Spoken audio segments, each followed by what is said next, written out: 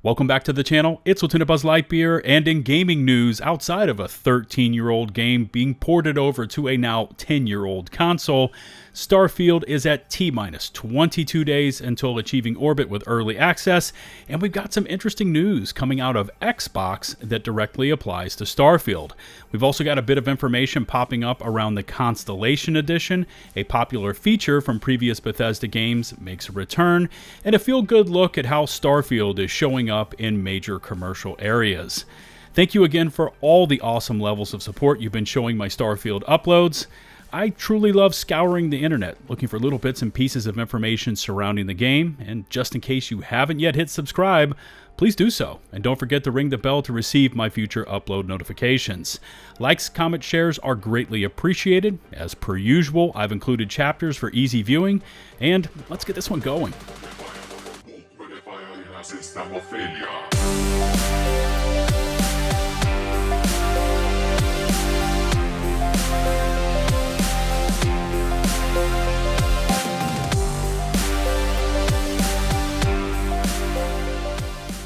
First up is the latest on the Constellation edition, and can I just say that for anyone that was able to nab one of these, congratulations.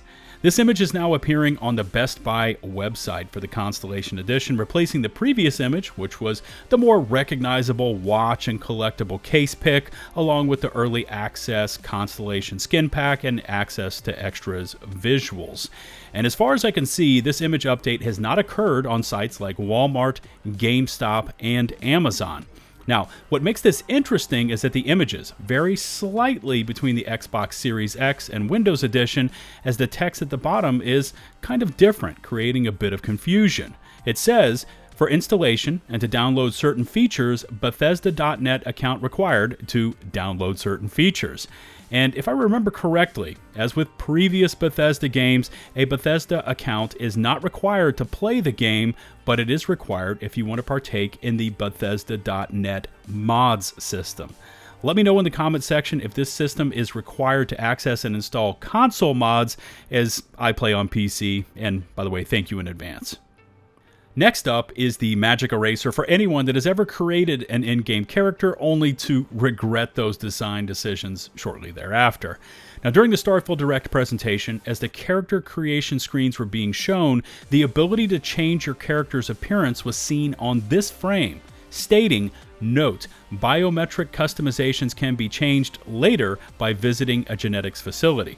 Now, there is no indication if the reworks will be limited or cost resources, but I have made plenty of character creation mistakes in the past where it looked great at the time, but once I started playing the game and seeing my character in the cutscenes, it was terrible to view, especially when certain portions of the tattoos or hairstyles wouldn't render.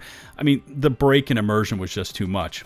And it's good to see that Bethesda has included this legacy feature we saw in previous titles like Fallout 3, Fallout 4, Fallout 76, and even Skyrim. Now, as long as I can make my character look like the boys from Electric Callboy wearing goggles and a 3-foot-tall hairdo, I'll be golden.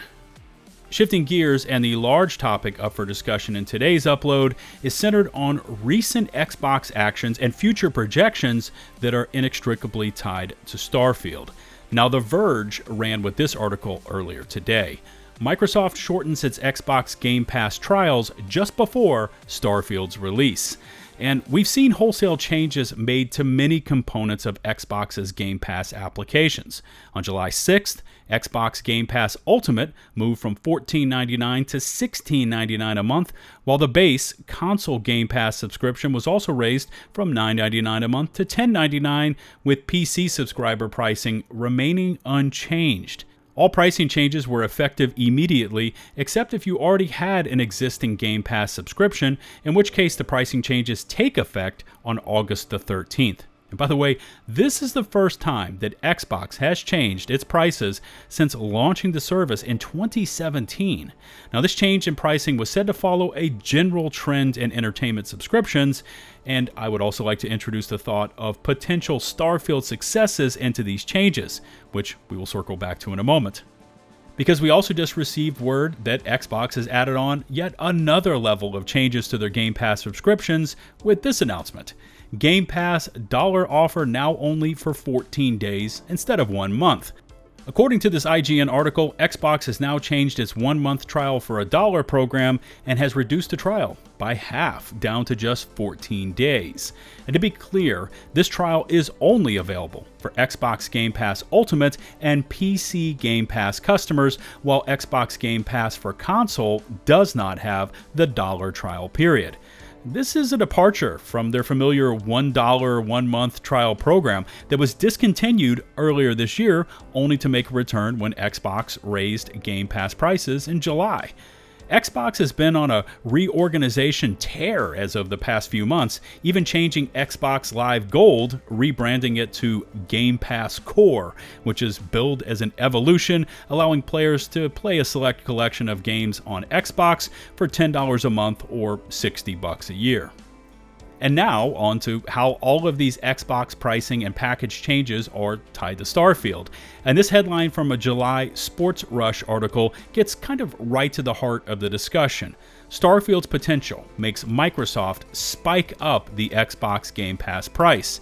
And according to this post by Derek Strickland, Tweaktown's PR gaming editor, the excitement among the community to experience this upcoming Bethesda IP is literally at an all-time high. Starfield's promising response ahead of its release is why Microsoft increased the Game Pass prices.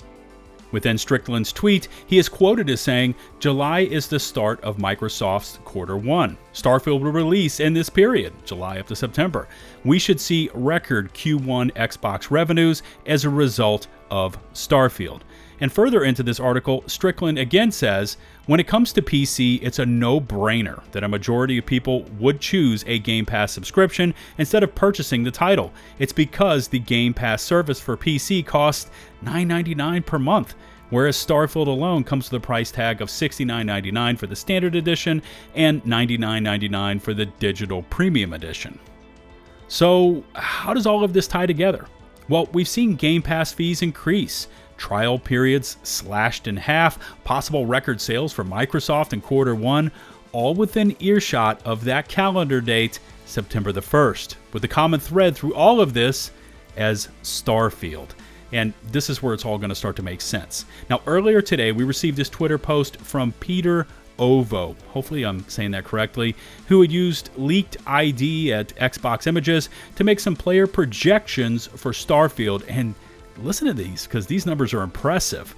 21 million players on console, 3.5 million users on handheld, although this has not yet been tested or verified.